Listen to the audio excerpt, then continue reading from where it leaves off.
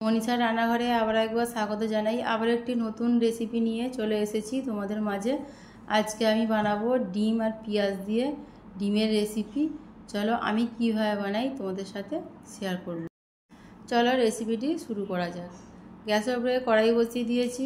কড়াইয়ে দিয়ে দেব পরিমাণ মতো সরষের তেল। তেল ভালোভাবে গরম করে নেব।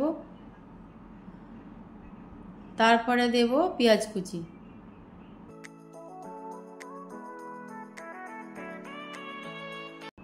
এই ডিমের রেসিপিতে পেঁয়াজ একটু বেশি লাগে, আমি সেজন্য এখানে বড় সাইজের দুটো পেঁয়াজ নিয়েছি। পেঁয়াজ হালকা ব্রাউন করে ভেজে নেব।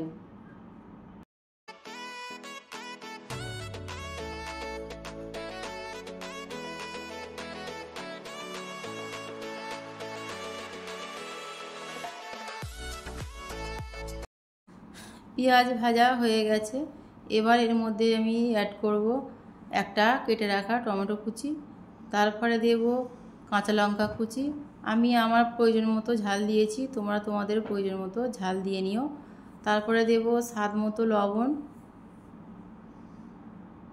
পরিমাণ মতো হলুদ গুঁড়ো, পরিমাণ মতো লঙ্কার গুঁড়ো, পরিমাণ মতো জিরে আর ধনিয়ার গুঁড়ো। সব উপকরণ ভালোভাবে নাড়াচাড়া করে ভেজে নেব।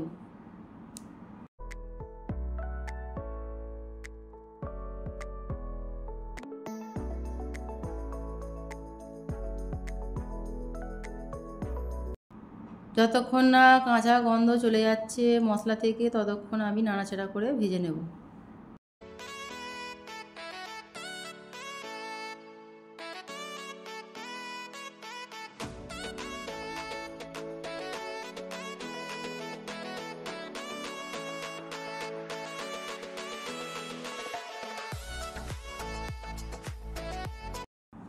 মশলা ভালোভাবে ভেজে নিয়েছি, টমেটোও সেদ্ধ হয়ে গেছে। এবার এর মধ্যে আমি অ্যাড করব দুটো ফাটিয়ে রাখা ডিম। ডিম ভালোভাবে মশলার সঙ্গে মাখা মাখা করে নেব।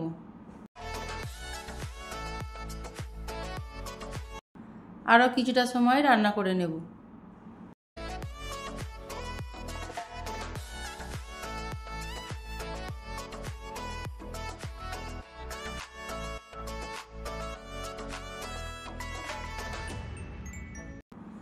এই ডিমের রেসিপিটা তোমরা ভাত, রুটি, পরোটা সবেতেই খেতে পারবে, দারুণ লাগে খেতে। যখন রান্না করতে ভালো লাগবে না তখন এইভাবে করে নিতে পারো। সবার শেষে অ্যাড করব ধনেপাতা কুচি। আরও কিছুটা সময় নাড়াচাড়া করে মিশিয়ে নেব।